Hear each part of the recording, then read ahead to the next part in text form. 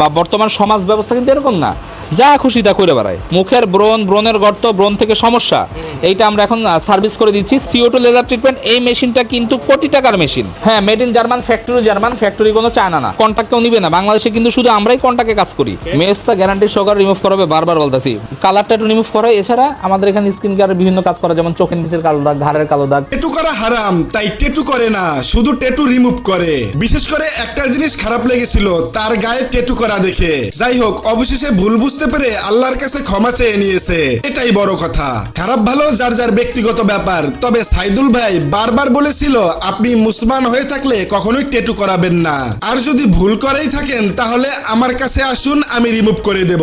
সুতরাং বিষয়টা কেউ খারাপ চোখে দেখবেন না। অবশেষে একটি কথাই বলতে চাই, নিজে ভালো তো দুনিয়া ভালো। কারো সম্পর্কে খারাপ মন্তব্য কিংবা কাউকে গালি দিয়ে নিজে ভালো এটা দাবি করা একদম বোকামি। চলুন এবার ভিডিওটা শেষ করার পালা।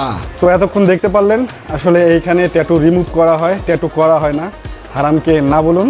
আর এর জন্যই মূলত এখানে আমাকে ইনভাইট করা হয়েছিল, আর এখানে আসছি। আমার সাথে আসছে ভাইয়ের নাম জানি কি বললেন? শাহেদ ভাই আছে। তো এই ভিডিওটা আমি এখান থেকেই রাখছি। দেখা হচ্ছে অন্য ভিডিওতে অন্য কোনো একদিন। ওই জন্য ভালো থাকবেন, ভাইয়ের জন্য দোয়া করবেন। আসসালামু আলাইকুম।